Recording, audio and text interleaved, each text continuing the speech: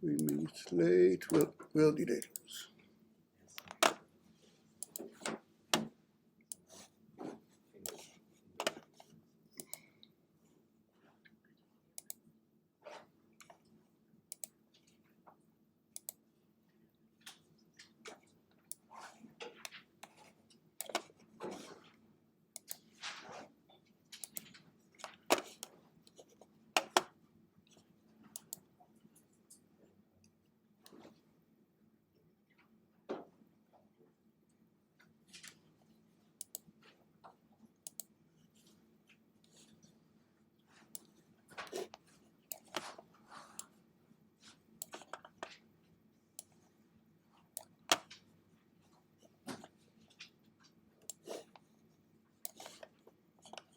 Okay, now let's leave it this way. So if we have interrupts, if you have questions from the Zoom, we can see them. And plans for today. There is various things to show you more about complexity and big O and stuff, but I thought so. Even though they are cool and I'll get back to them probably after this topic, I thought let's start to show you that algorithms can be fun, entertaining, nice, and so let's start from one of the real cool algorithm out there, the algorithm of Gale and Shapley, that is algorithm for the stable marriage problem. Algorithm for finding a stable matching or stable marriage problem. I will use both words interchangeably, both matching and marriage. It's the same way, and let's see what is the problem that we are going to solve. Curiosity, have anybody seen this algorithm before? The Gale-Shapley? I saw the video that you posted. Yeah, okay. So yes, we are much more. So essentially, if we think about Nash equilibrium and think about fairness and think about guarantees of stabilities, and I'm really not trying to pretend that I know about economy any more than bare minimum. Gale and Shapley has a significant contribution about. Let's get into Nash equilibrium that each one of us have something to change if things are changing, at least if things are changing not dramatically, then maybe we are not all in optimal state, but at least each one of us have something to lose if we are changing just a small amount. I'm sure that it was a very coherent sentence. And they got the Nobel Prize for it. That is later, Shapley gets the Nobel Prize for it. And but the algorithm and many real-world problems are phrased and solved as a stable matching problem, variant of stable matching problem. There is a lot of variants. There is a book that I forgot to bring from my office that suggests various versions and various algorithms exactly for such problems. Let's start to ask. I can mention a little contribution that I had with a bunch of other courses where we talked about geometric setting. I like, my background is computational geometry, and I like algorithms that involved optimizations and geometric objects, which means that me personally, I know very little, but on a lot of domains, and I was working on a lot of domains. So Amir and me in the last year wrote about how to set boundaries for quarantine and region to minimize traffic with respect to COVID, including the COVID simulators that Amir built, and we try to optimize spreads of disease. under geometric slash traffic slash geotransportation constraints. This is a much older paper of mine where we talked about, well, the geometric stable roommate problems. Not a great paper, just my very small comment about it. Very important disclaimer. I worked on these slides, or checked these slides with my partner. She is professor to sociology, and she also social science, and she approved that the slides are fine, as long we are saying that the role of males and female heroes are completely symmetric, but are completely interchangeable. But however, they are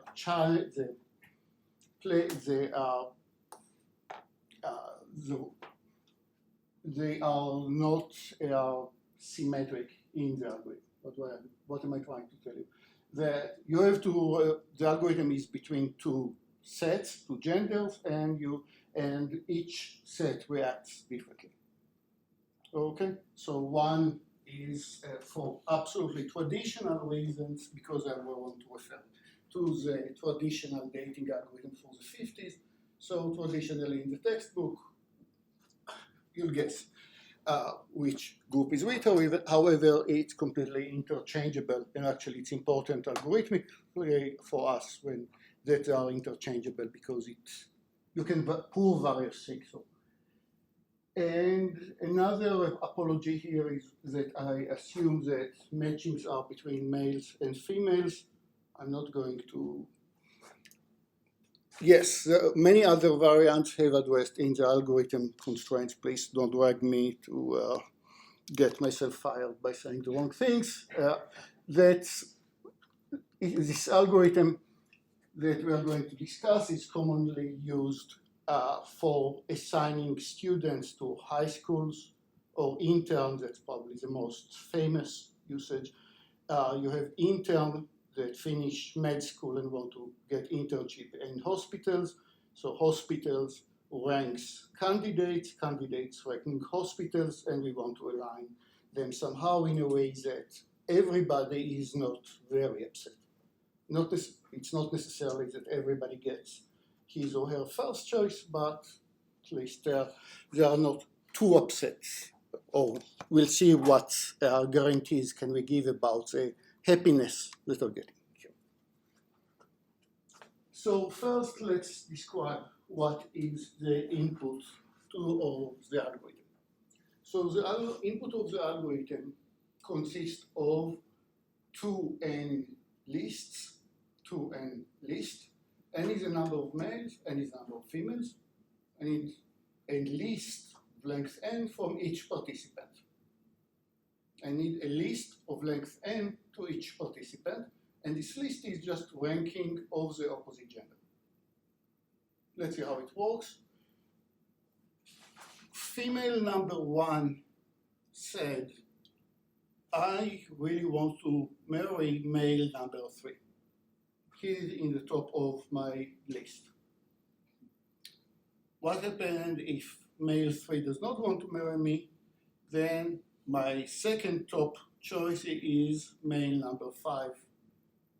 If he does not, my second one will be number 2, after that 1, and finally I want to marry 4 if none of them are available. But the input must be from each participant a full ranking of each and every person of the opposite gender. So that's what female 1 said, that's what female 3 said. Male 2 said, I really want to marry female 1. If she's not available, I want to marry female 2, and so on.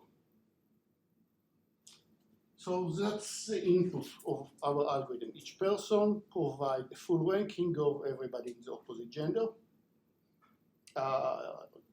He or she, the person cannot say, these two are equivalent in my list, they have to be a full order between them.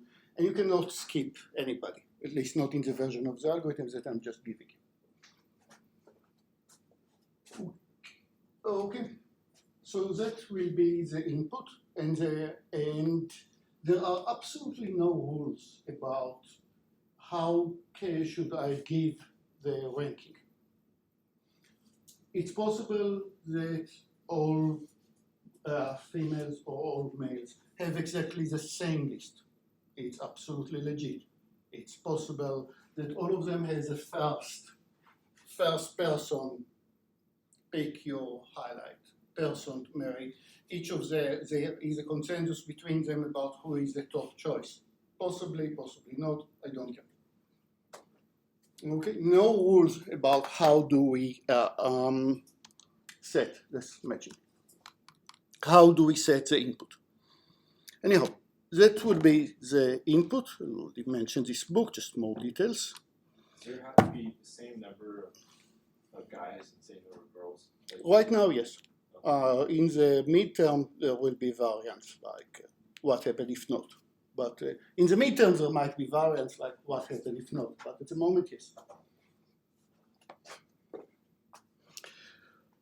Okay, let me define what is a matching here, because this term is really confusing. The terms matching, because the reason it's confusing is that it's not clear if when I'm talking about a matching, I'm talking about a specific pair, or I'm talking about a global matching of each person to some other person from the opposite gender. So here is a formal definition of a matching. Matching means pairing, setting into pairs of all the people. This is one such matching, one such pair. For every male, I specified a unique female. For every female, I specified a unique male. And it's one-to-one.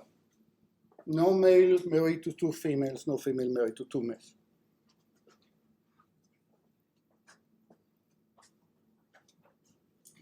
Matching, meaning list of everybody in the who marries who. What are the pairs? Geometrically, we can think about it as, or graphically.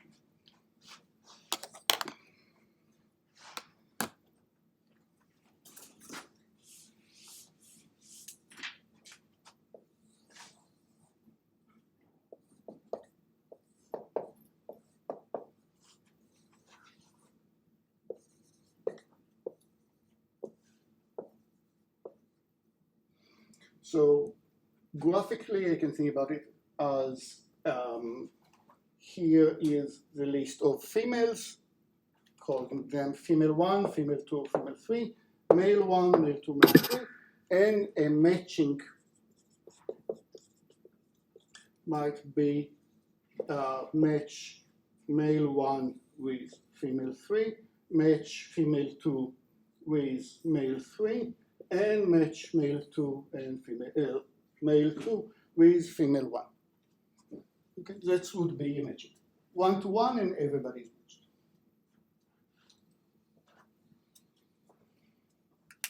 And sometimes I'll call it pairing, sometimes I'll call it matching. I mean the same thing.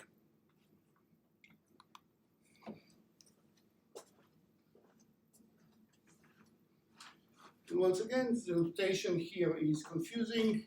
M1 meaning male number 1. F7 female number 7. That's her, his name.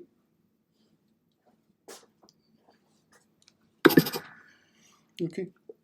And once again, when I'm talking about a matching, that's not for a specific pair, it's for the whole population, the whole input group. Okay, I want to speak more about the definition of the preference list. My algorithm needs as input set of 2n preference list from each person, and here happens to be the preference list of female I, and she will say my top choice. Here I draw it vertically so it's clear what the order, what's the top. My top choice is male 5. If he is not available, then my second top choice is male 19, all the way up to my bottom choice, which is male 33.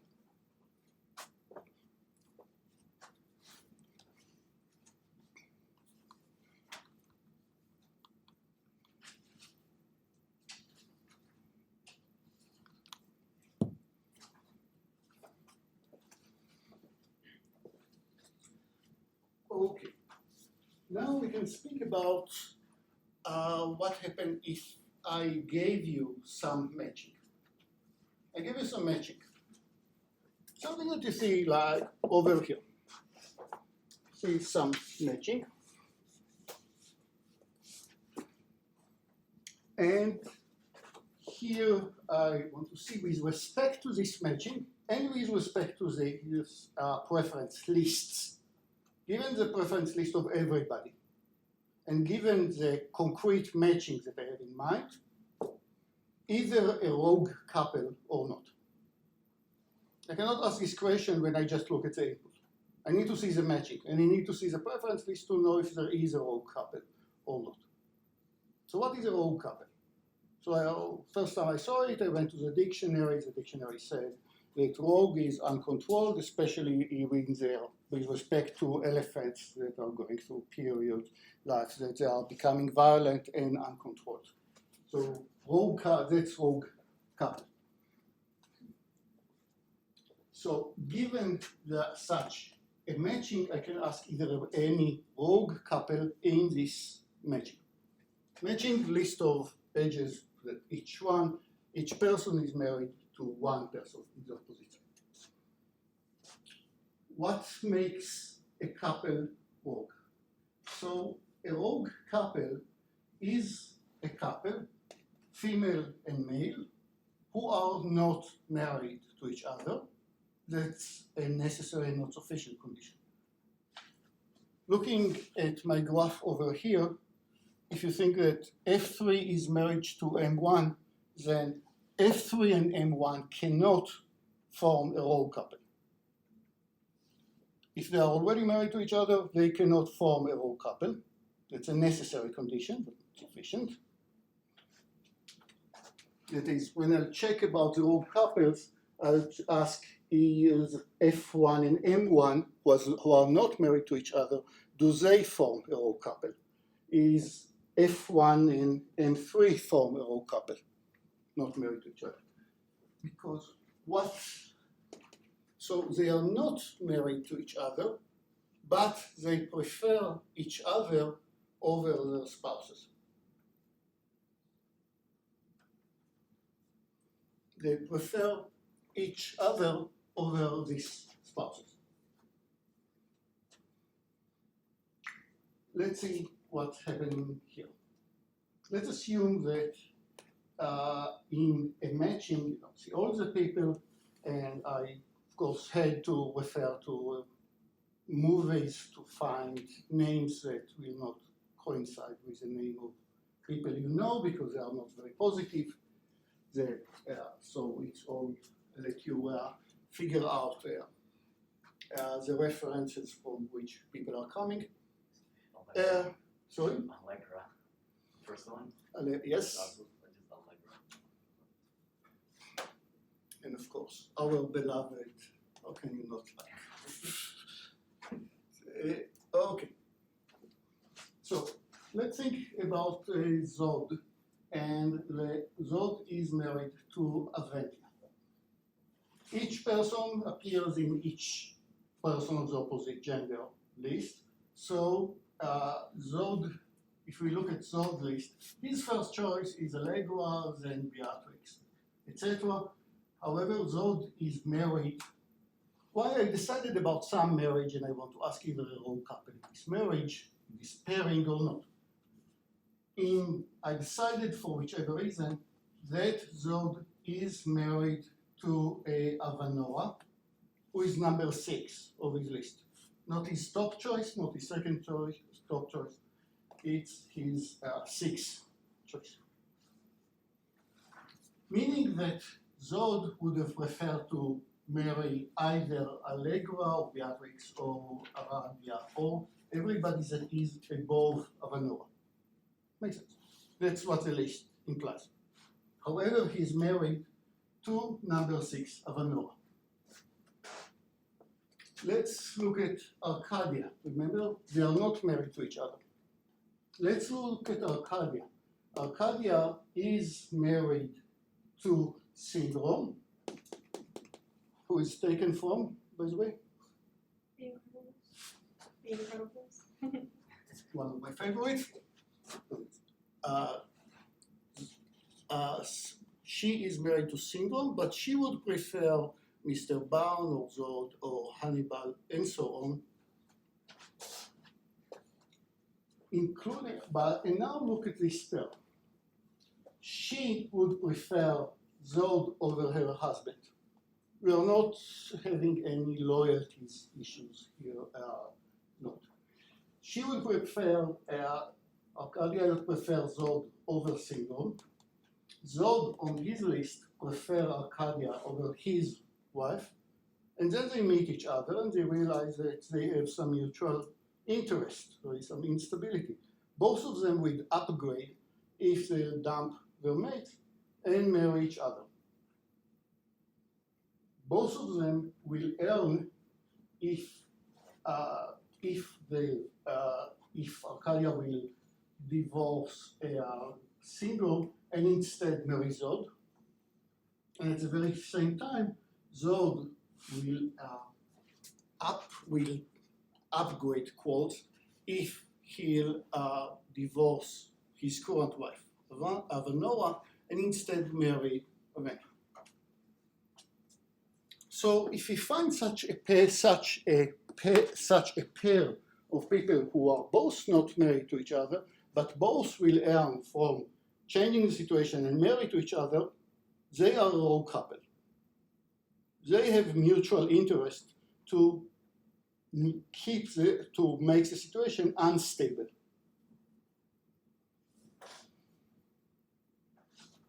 Okay.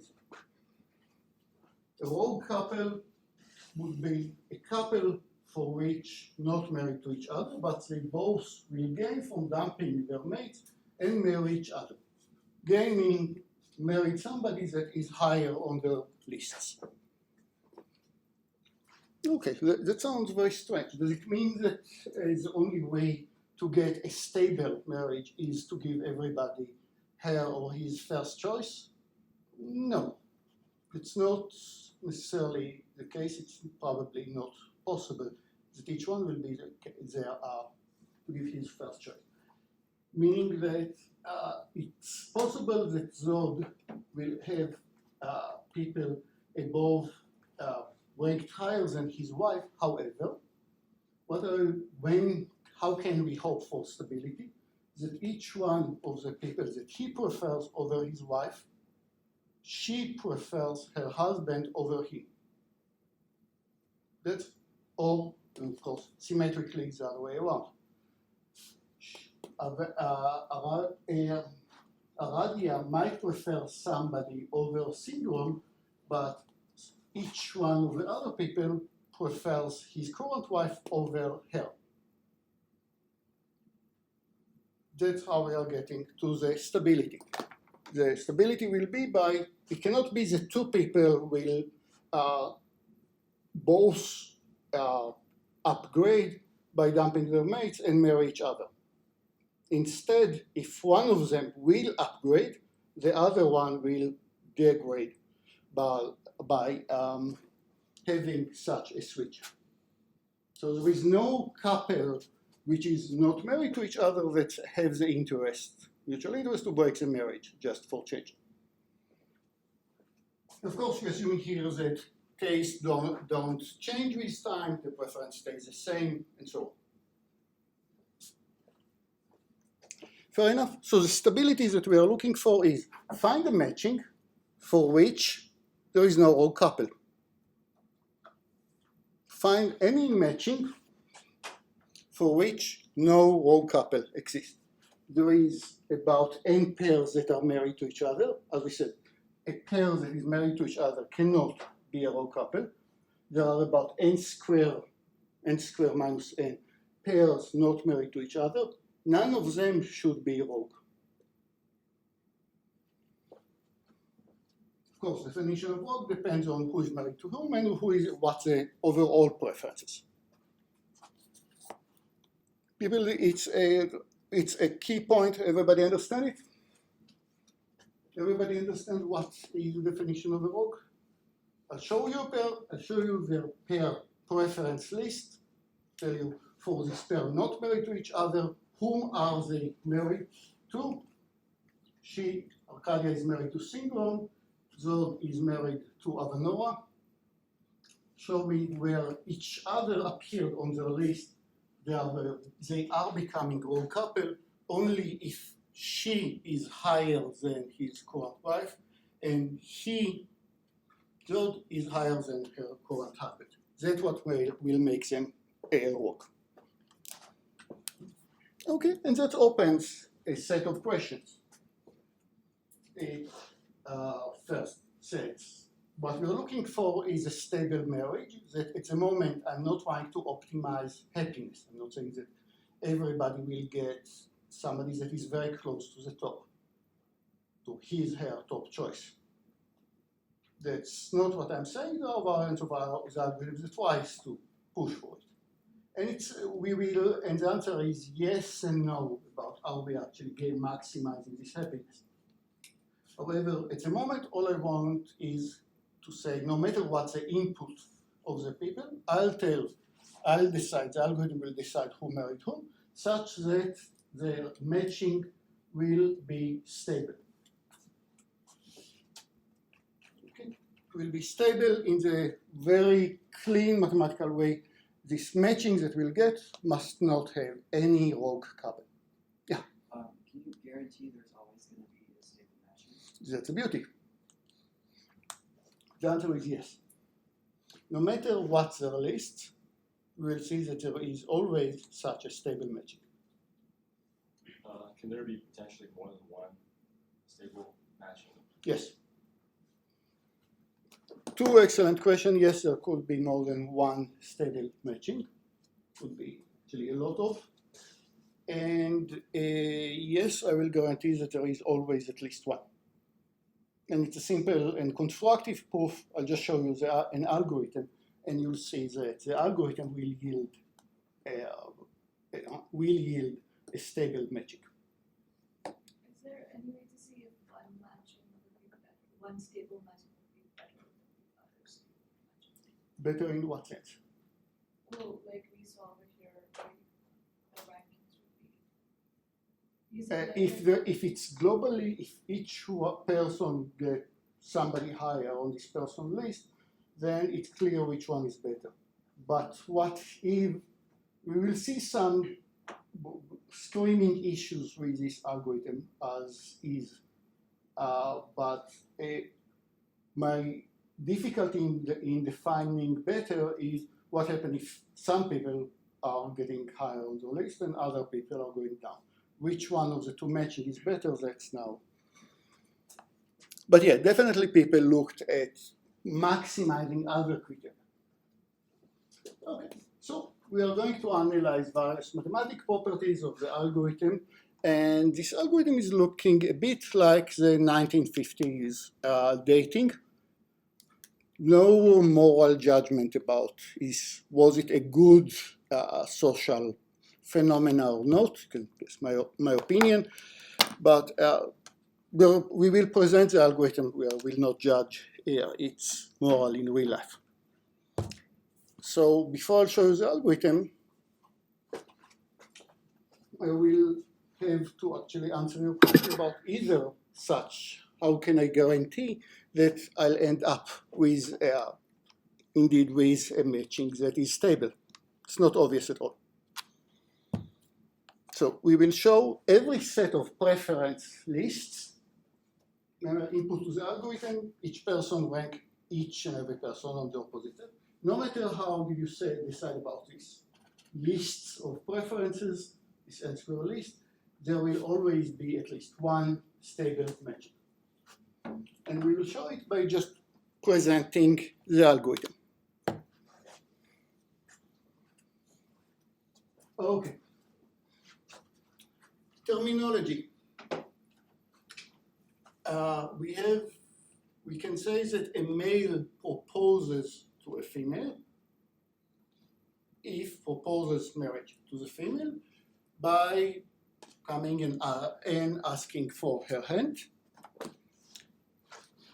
And it will be the males that are making the proposals in this version of the algorithm. this version of the algorithm, the males will make the proposal. The females will stand on their balcony, let's see in a second why, and maybe will give some positive feedback, maybe not. Let's see exactly what are the possible reactions. So one of the males might propose marriage to one of the females. During most of the algorithm, this female has only one of two options. The two options that she has is either to reject the proposal and to tell him, I will never marry you. Don't bother coming back again because I will never marry you. It's rejection, it's the ultimate possible rejection that you can ever see. Like, you're out of my league, don't even try. Okay? That's one possible reaction. The other possible reaction is not to say yes. She is not allowed to say yes. Not allowed. The habit is, doesn't sound good. During this algorithm in the matching period, she cannot say yes. She can say maybe. Let me think about my options. Come back tomorrow and repeat this proposal. Come back tomorrow and repeat this proposal. So once again, she can either reject him or she can put this male on a string. Tell him maybe, come back tomorrow, let's see that.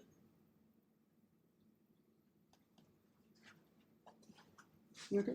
Maybe putting him on a string or absolutely not.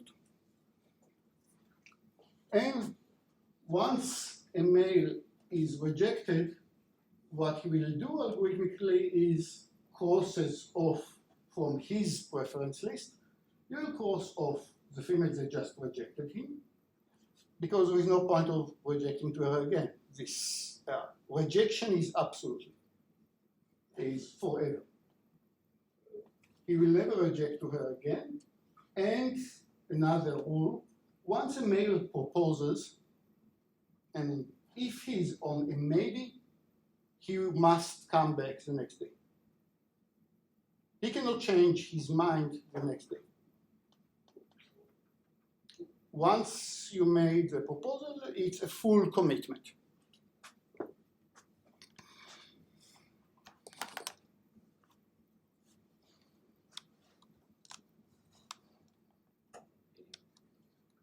So for the female to reject somebody, is it necessary that? So in a typical day of the algorithm, there will be for a female that stands on her balcony. There will be several males that come through the afternoon. They are all singing to her and making proposals. And she picks one of them and puts this one on a string, telling him, come back tomorrow. Everybody else from the worshipping males, the answer is absolutely not. You're rejected. Don't bother coming again. And you can guess which of the males she will give the maybe to. It will be the male who is the highest on her list. Out of all the males that are making the proposal, she will pick the one that is high on her list and says, come back tomorrow. You're on a maybe. But you already, I think, start to feel why this algorithm is so unjust, in the sense that she can interact, or she can reject or accept, only among the males that made an offer to her. That's the only action. She cannot, under this algorithm, she cannot make proposals on her own. She cannot initiate contacts with males that did not contact her. So it's you still don't see why it's so terrible, but it's terrible. Okay, let's see the algorithm.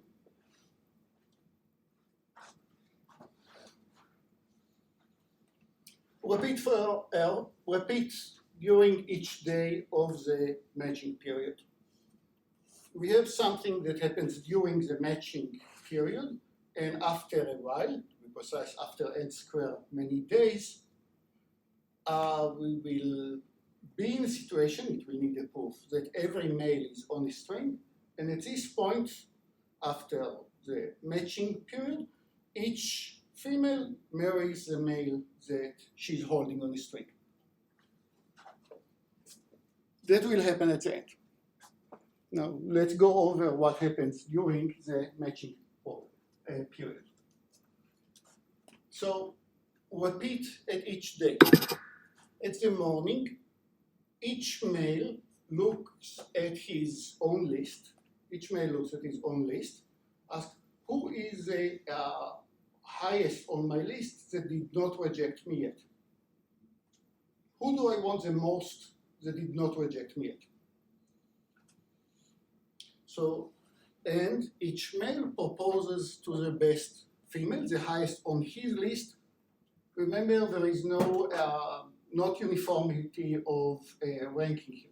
Each person can rank in very different, very individual way.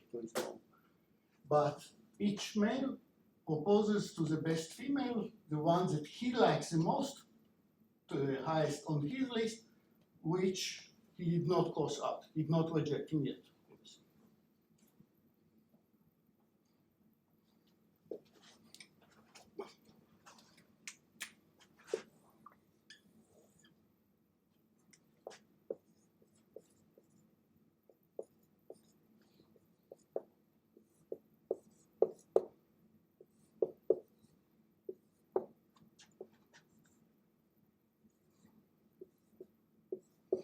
So here is a list of John, one of the people. His top choice is female 17. His second top choice is female 3, then female 19, female 4, and so on and so forth. So at the morning, each male proposes to the best female. He is not yet crossed. At the morning, John proposes to female 17. What happened in the afternoon? At the afternoon, each female which has at least one proposal. And it already starts to be annoying because some of female might have none, but so talking about injustice. But some female might have none, but each female which has at least one proposal, what she said is to the best offer, the best in her eyes.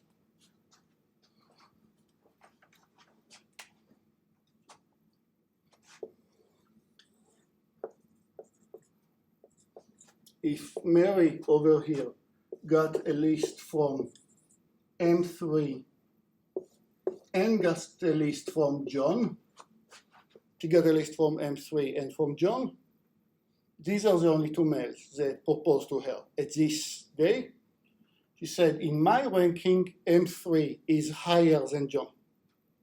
Among the ones that proposed to me today, M3 is higher than John. So what does Mary do? She says to today's best offer, maybe come back tomorrow. M3, come back tomorrow. And John is definitely not. Don't try again.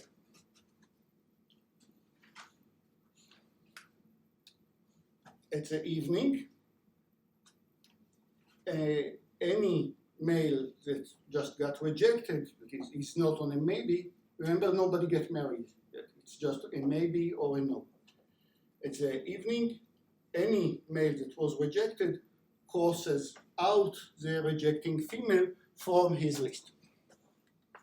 So John just got a no from female, from a female, I didn't say it, female 17 is Mary. He just got a no from Mary, so he will not offer to Mary again, meaning that who is at the top of his list right now it would be female 3.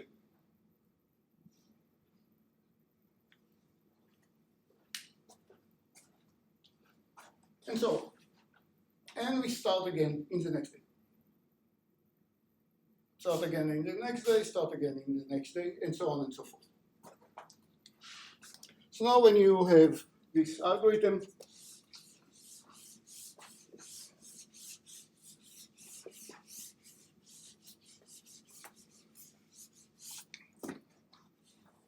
let's people, you people in Zoom, let's assume that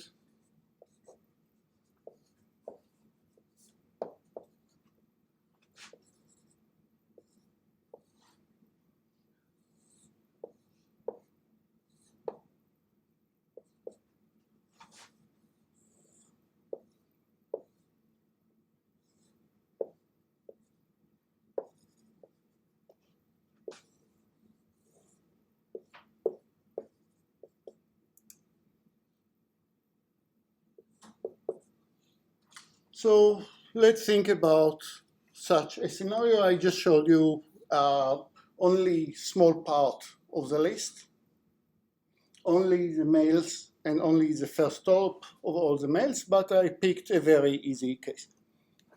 So people in Zoom, let's run this algorithm for this input, despite all the missing data.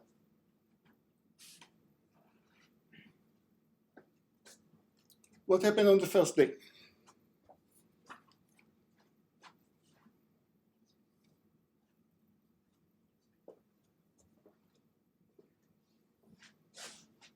What happened in the first day?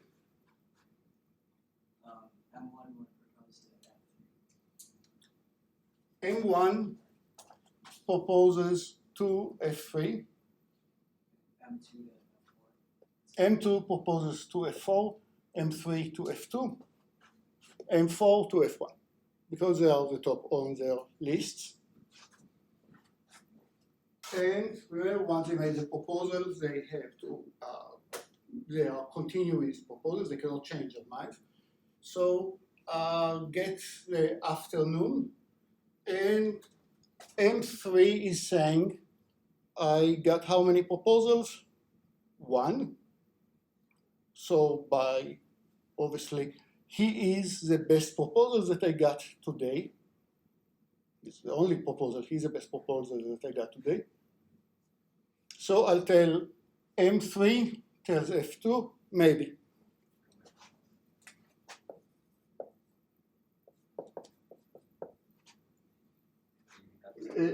Sorry. F2 tells M3, maybe tomorrow.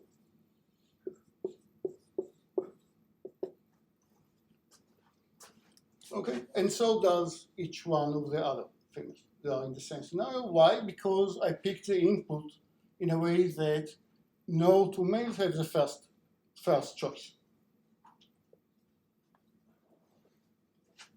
Let's continue with the algorithm. What's the stopping condition? Each male is on a string. Each male is on a string right now, so we stop the algorithm, and each female just married the males that she just.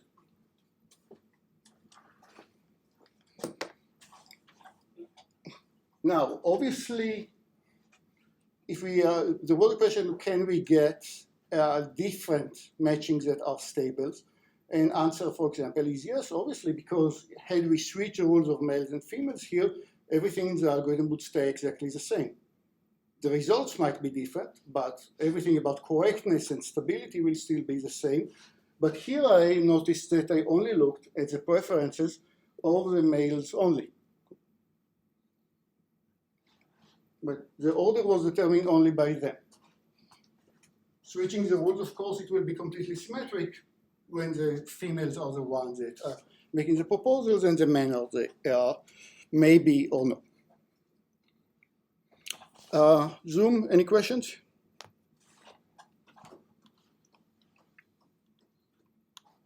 Okay, Everybody understands this, the algorithm? Everybody understands the stopping condition? Still, I didn't say that the stopping condition must happen, but at least the stopping condition would be when every male is a maybe by somebody. Oh, can the female change her mind? No. Okay.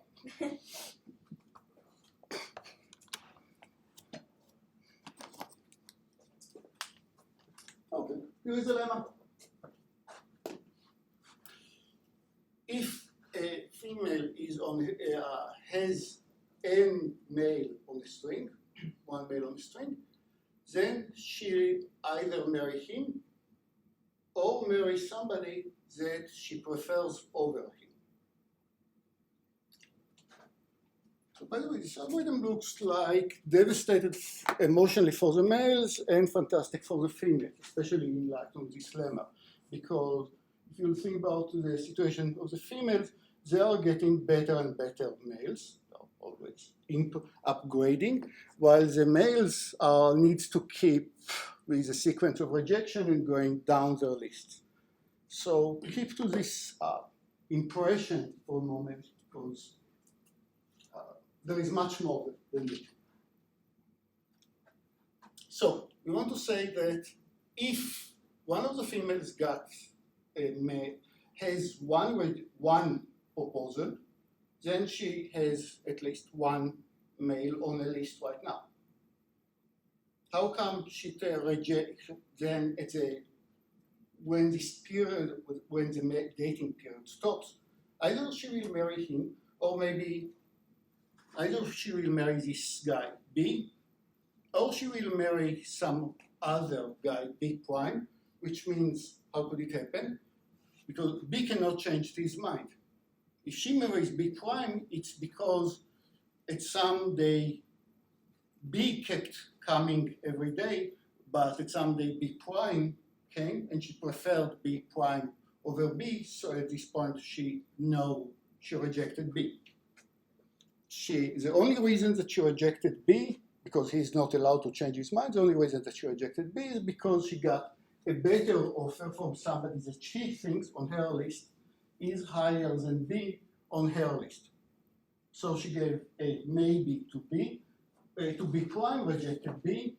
Later on, maybe she got an offer from B double prime, and then she rejected B prime, and so on. There might be a sequence of up to n events where she keeps upgrading each time, giving a no, but for persons that she prefers. And at no point, it cannot be that she will not have a proposal.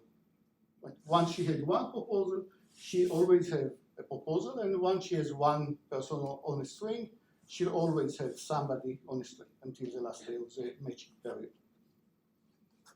Make sense? And they are getting better and better in her list. So if a female has a male on a string, then she will either marry him or marry somebody she prefers over him. And in particular, each female will marry the very top male, disclaimer, the very top male among the ones that propose to her. Not globally, but only among the ones that propose to her. The order doesn't matter that much. Out of all the people that propose to her, she will marry the one that that is highest on her list. When I refer to TMA, that's the abbreviation, traditional marriage algorithm, the 50 marriage algorithm. You'll also see it in literature under the algorithm of Gale and Shapley, the authors that I showed originally. It's the same algorithm. Maybe it's an optimistic lemma, I don't know. It's a matter of personality, I guess. A lemma, no male can be rejected by all the females. Not in this algorithm. Why? Just because of counting argument. Right? Suppose there is the same number of males and the same number of females. So suppose that B is rejected a male B is rejected by all the females. What is a scenario at this point? Each female must have somebody that proposed to her, which is not B. Otherwise, she was not reject B. If she rejected B, that's because she has somebody else, and she has somebody else on a string. That's because of the previous lemma. So we have n female that have n each one has a proposal, n suitors all together. Of course, no male is being on a string by two females at the same time. It's obvious. A male is on a string or by at most one female. We got a maybe only to the last one that he offered and did not get no. So there are n females by contradiction. What am I trying to say? I want to convince you that it cannot be that a male B was rejected by all the females. Although I do it by contradiction, assume that yes, B was rejected by all the females. What is the scenario in this case, at the day that he got the last rejection? We have n females, each one has a different suitor, somebody on a string, she's maybe somebody else. And all these males that are on a maybe, they are all different. There are n males and females, so not including B itself. So we must have to this, for this to hold, there must be at least n plus 1 males. Contradiction to our assumption that there are the same number of males and females. So maybe it's optimistic, no male will be rejected by all the females.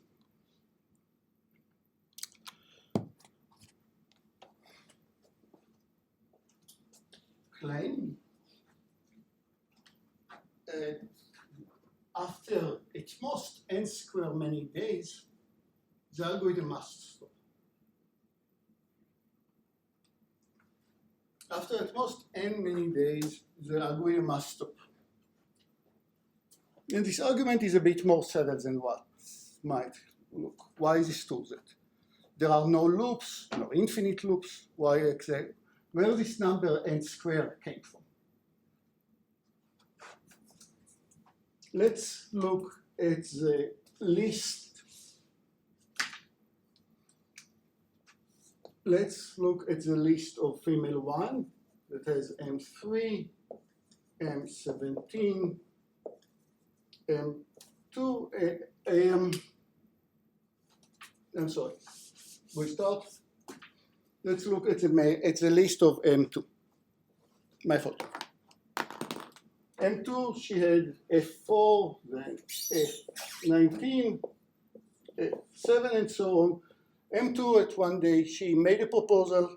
Maybe he got a, maybe he got a maybe come back tomorrow, or maybe he got a no and then moved a pointer, his next top female, one element down.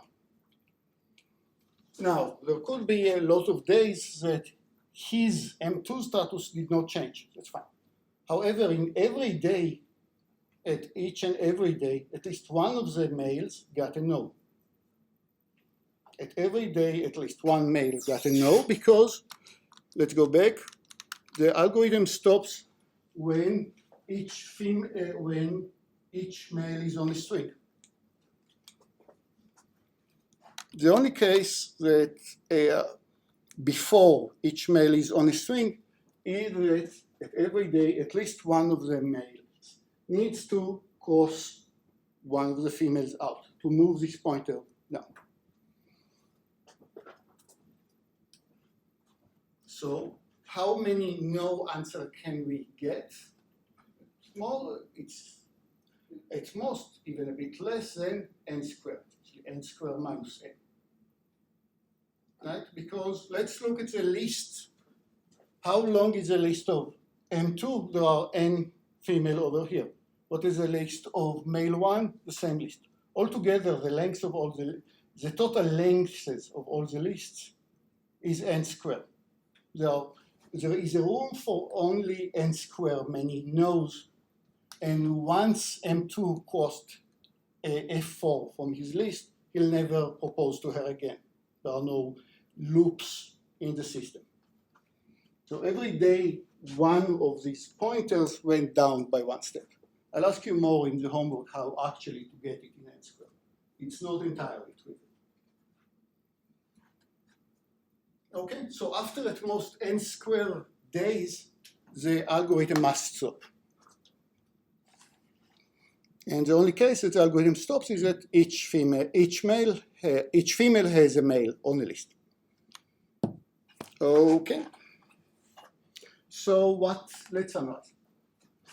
We have the traditional marriage algorithm, TMA algorithm. It produces a pairing, a matching, that is list of pairs for each female, one single unique male that she's holding on a string. These are the pairings. We can decide that they will all match each other, and the grade is a stable matching. How do I know that it's a stable matching? I'll leave you to meditate on it for 2 minutes.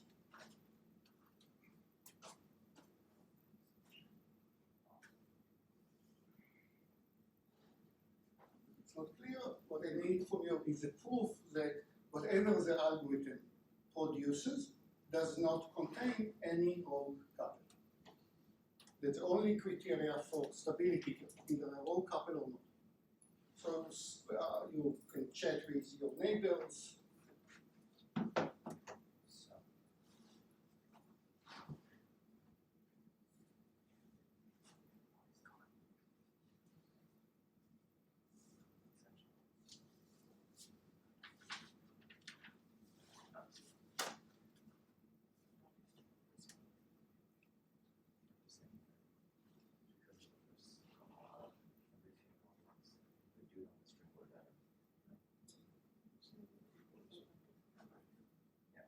But theoretically, everybody who's better than someone theoretically married someone on their list is that they have the best higher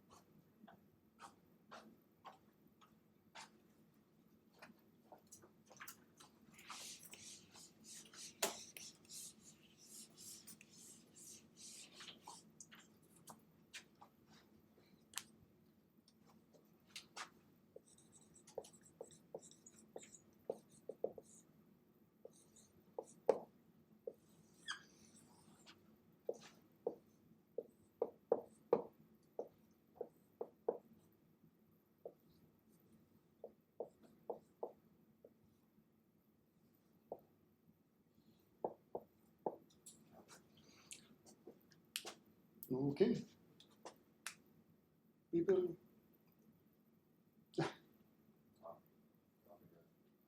Yeah. How can you prove that it's stable?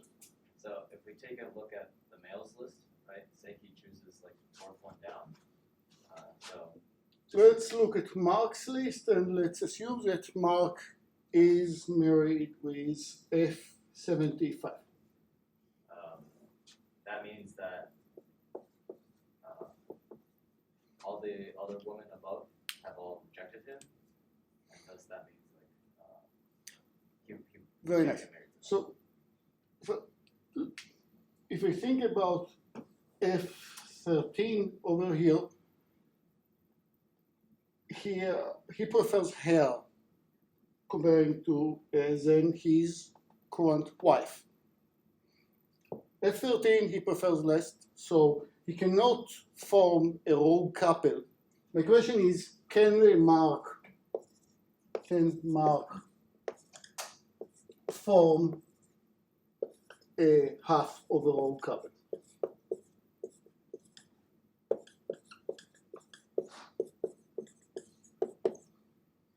So he cannot form a rogue couple with F13 because he likes her more than he likes his current wife. F77 is his wife.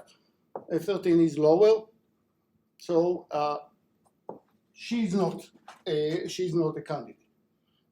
To be a rogue couple, it means that it will be Mark plus somebody else that will both prefers each other more than they prefer their current spouses. Can he form a rogue couple with F77? Easy question. No, Because they're married. they are married to each other, so married couple will never form a rogue couple. There is nothing unstable. So finish.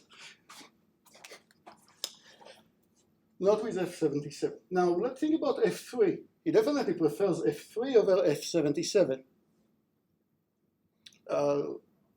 Yeah, you already nailed it. Let's hear from somebody else, because it was quite hard. Somebody else. Why Mark and F3 will not form a rogue couple? Because if she rejected him, she would already have had her child. What the algorithm says? The algorithm says Mark will start by making a proposal to F7, and he will stick with F7 as long as F7 did not reject him. The only reason that he'll move to F3 is because he was rejected, and once he was rejected, A, it was never come back, and B, it was, I prefer F7 has somebody on string that she prefers over Mark. Again, F7 has a husband that she prefers over Mark.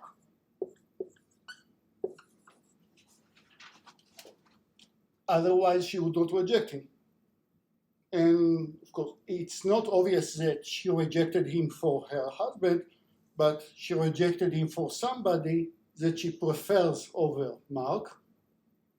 And she's married to either this guy or to somebody that she prefers even more than the one that she rejected Mark for, which means that either way, she prefers her current husband over Mark.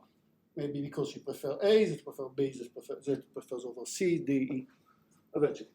So Mark did propose to F7, got rejected, and crosses her out.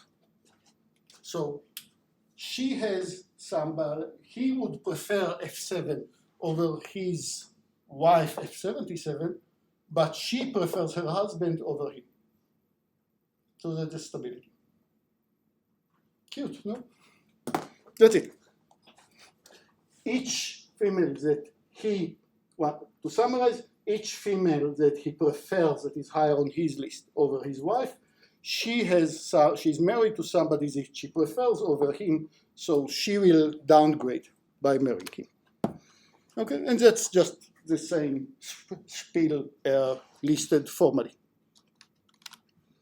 Okay, so far it looks great. I'll correct this impression soon. So far it looks great. We have an algorithm. It runs in n squared time. It requires a few tweaks that I'll ask you in the data structure about how to arrange the data properly. But essentially, after n squared many days, the algorithm, at most n squared many iterations, the algorithm will stop and will tell you, hey, this is a pairing and this pairing is stable. And so it's actually a very useful algorithm. And I'll ask you in the few easy modifications like every hospital rank all the med students. All the med students rank the hospitals where do they want to be interned in. However, each hospital is married not to one intern but to 5 interns. Specifies that there is at most 5.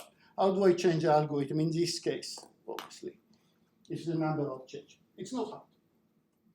And of course, the rule would be, to start with, that it will be stable, that there will not be a hospital and an intern that are not matched to each other, but prefer each other over the intern / hospital that they do have.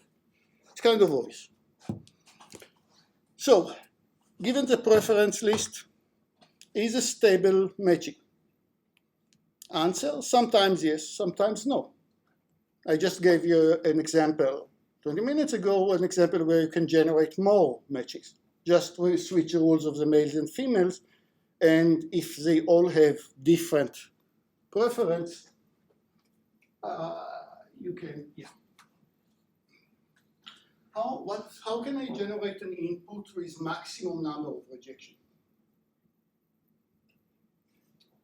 The input that I showed you earlier was no 2 males had the same first choice, and in this case there were no rejections at all. Again, the input that I showed you before had no rejections at all. Now I will go to the other side. Give me an input that you're good. I'm getting to. It was nice that you nailed it. What's your name? Anthony. Anthony. Thanks for. So give me an input on Zoom or live for which the number of rejections is as large as possible as a function of n. Yes, sir. You could just have duplicate lists. If I have, Duplicates. if So like all that. the males, if I say all the males all have F7 as their first choice, and all of them had F3 as their second, all of them have F17 as the first, there is a consensus among the males, then what's going to happen? What's going to happen in the first day? All males are going to propose to the very same female, from which she will pick her top choice. Don't know who it is, but she'll pick one of them. And everybody else of them will be rejected. So n minus 1 will be rejected. Let's play with this a bit.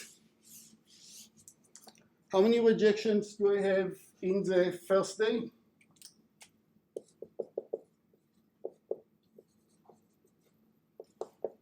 And here I have number of rejections. Is it seen with a, yeah, I have the number of rejections. So, yeah, I'll figure out how to, I had problems with adding more cameras today. Usually I covered everything, so it will be fixed in the future for future recordings.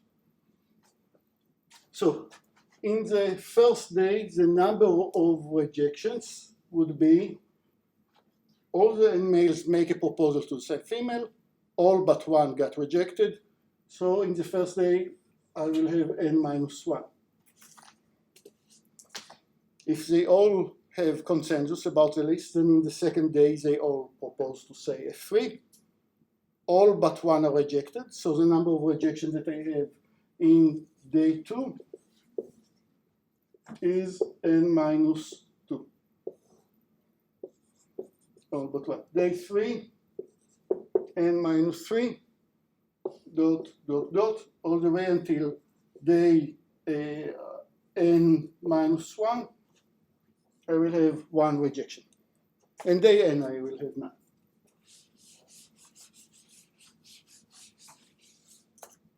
So the total number,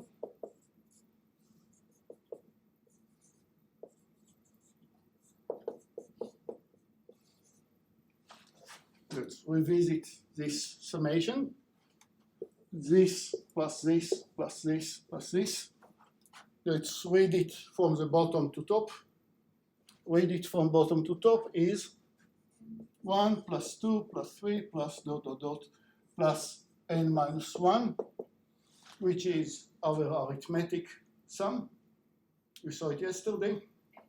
but yesterday it ran all the way up to n. Now it won't. It's only going to n minus 1.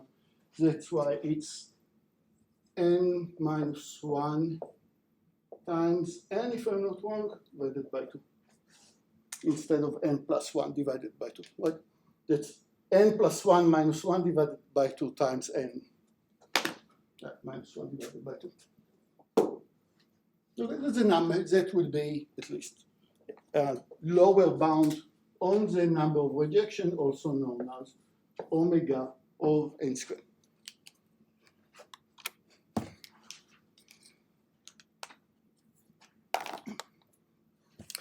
Okay, here is an algorithm that I don't suggest to implement, but I'll need to define what is the optimal and pessimal matching.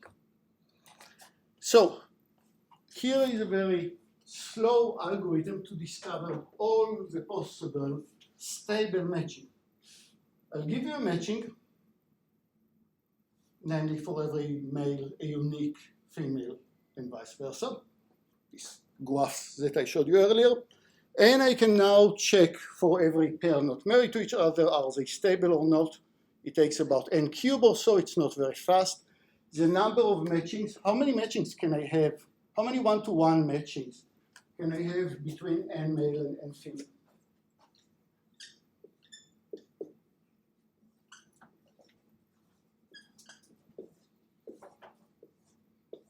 How many one-to-one matchings can I have between a set of n males and n females? Sorry?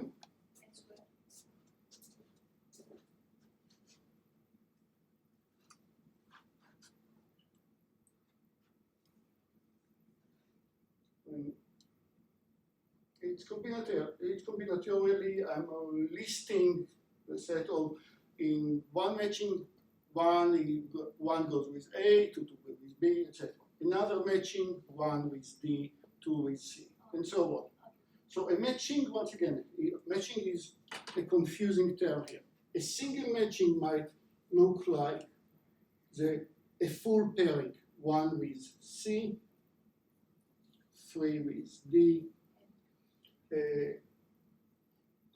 two with A, and who's left? C, D, sorry?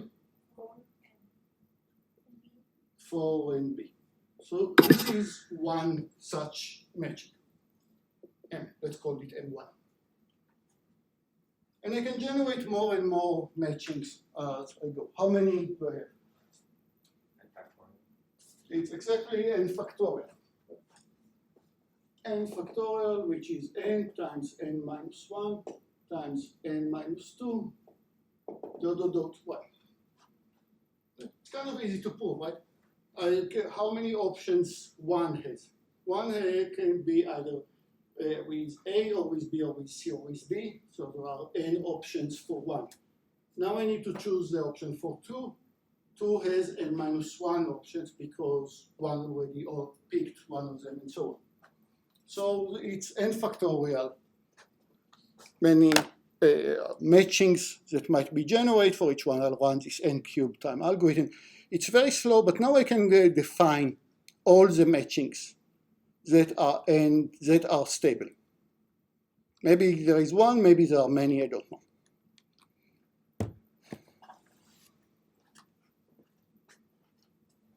After I generate this long list of matchings, I can ask for a pair out of all the pairings, all the matchings, which are stable, which one gives me the most happiness? And hard to measure here what is the happiness and how over. It's always obvious that each person will get his or her first choice. Obviously not.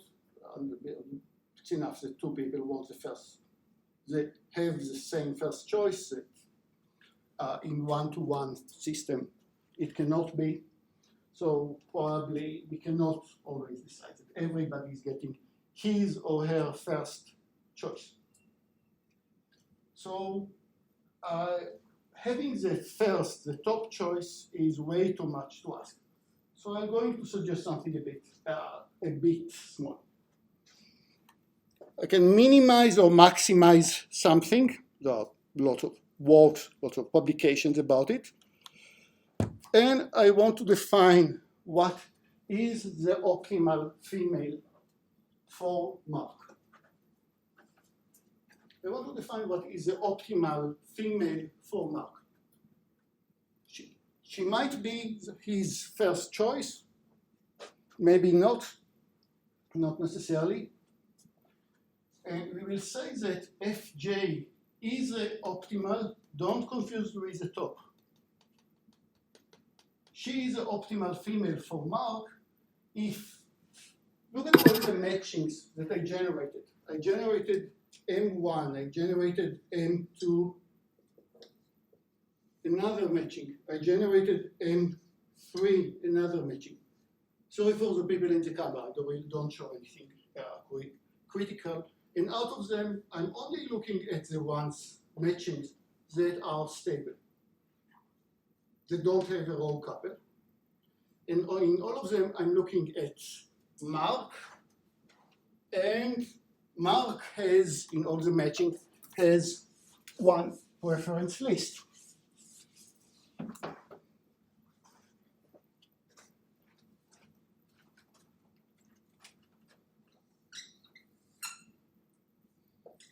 Here is Mark's list, and he's saying F17 is my top, F3 is second, F5, 9. Then you see that in some matching, he is married with F5. In some matching, he is married with F3. Let's say he never gets F17 because maybe somebody that she prefers more. Maybe he's competing with F17 with somebody that he will always lose. I don't know. Anyhow, out of all the females that in some matching he finds himself married to, who is the highest one on his list? In my case, if he's matching either with F3 or F5, F3 will be the highest that sometimes in some stable world, he might find himself married to. Not necessarily because of the traditional marriage algorithm. Maybe there was a different algorithm that produces this matching. However, this matching must be stable.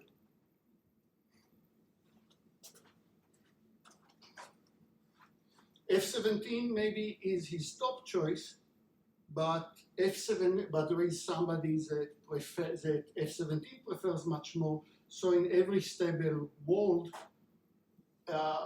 if Mark is married to F17, then F17 and this other guy form a row couple. So he'll never marry F17, but he will marry sometimes F3, sometimes he'll marry F5, sometimes somebody that he prefers less. So she is the best in his eyes, based on his list. Female he can ever get in a matching that he doesn't have a row couple, in a stable world. Okay. As far as we know, it might be the same ones that the TMA produce. It might be somebody that is lower than the ones the TMA produce. It might be somebody that is higher than what the TMA produced. It cannot be somebody that the TMA. Why can't it be somebody that is lower than what the TMA produced? Well, because the TMA produced stable matching. Right. So if the TMA would say you are married with F17 and the TMA produces stable matching, then the top choice will be F17 for Mark. That's his optimal wife. But presumably in the TMA he got some other female, some other stable matching, he got F3. F3 is his opt.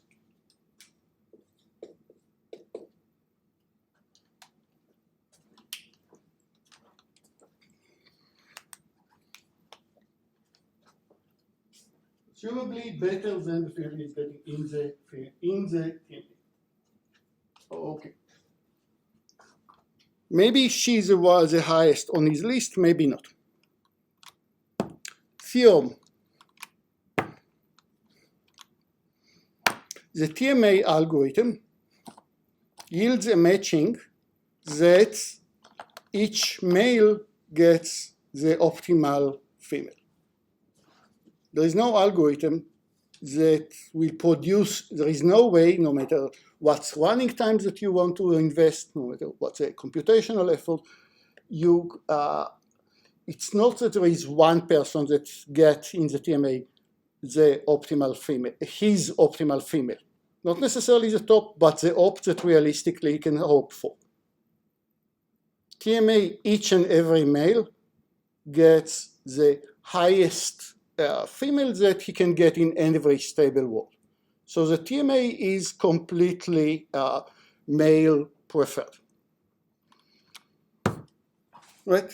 The TMA produces a matching that is completely male optimal, as good for the male as I can get for each one of them, all in the same time. And we will prove this theorem.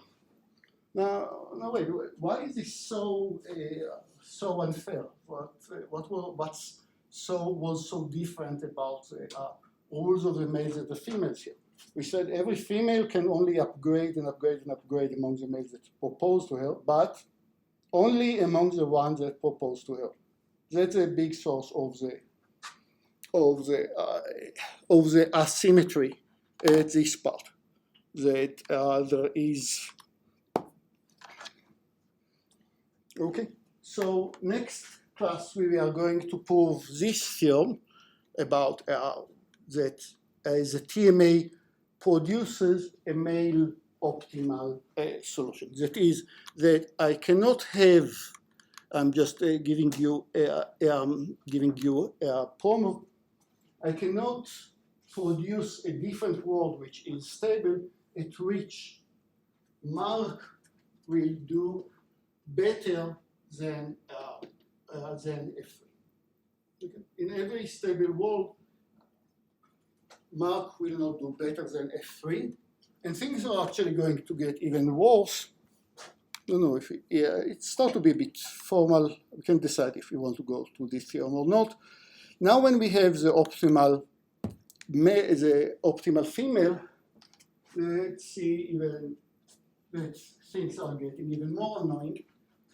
That I went through all the possible matchings, and for every male I listed what is the highest rank on his list that he's ever being married to. And that was the optimal female for him, for Mark. Now, I can also go run through all the matchings, find for every female what is her optimal male in exactly the same way. I can also find for every female what is the lowest male that she will ever get under any stable matching. What is the worst one? Not necessarily the bottom of her list, because it still needs to be stable, no couples, but the lowest out of all the ones that she finds herself in every stable matching. And the TMA has the property that not only that every male got the optimal male, but every female got the pessimal male that she can do.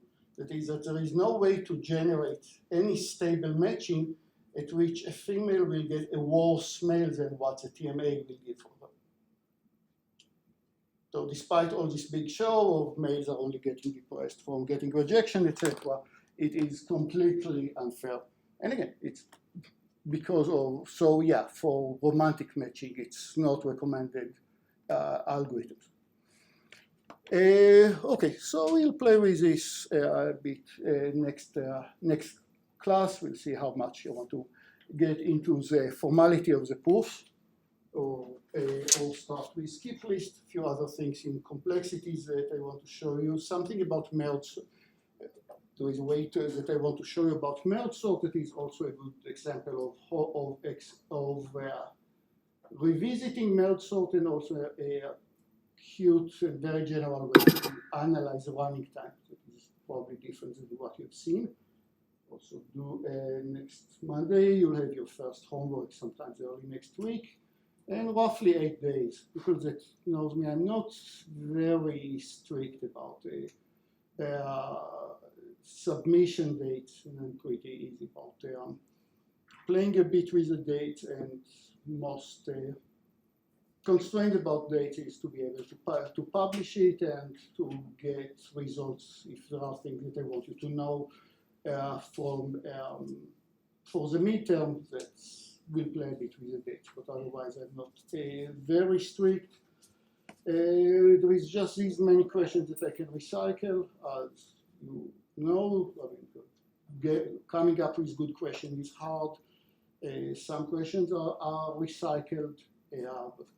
Yes, subscription for check.com was $25 that I can afford. A few other sites that I was not playing with it. So my way of anti-cheating is mostly to play with asking very similar questions in the midterm and assuming that if you solve the question yourself, then you also know the solution to similar questions, and if you got a solution from elsewhere, then you fall to traps that I'll try to generate out of fairness for the students that do solve independently. What else? A time to remind everybody the final formula for the grades, not to. I had surprises last semester. Please note that you have to get some minimal grade in the final exam to get a good grade in the course. You have the formula in the Google Doc. Said about 6 or 7 homeworks. Right now I published it as 7 homeworks. I hope that we'll have time for it, but I also want to be aligned with topics. So it might be at the end 6, at least 6, at most 7. From which one you don't need to submit. I think that's it as far as formality-wise. Okay, see you Monday.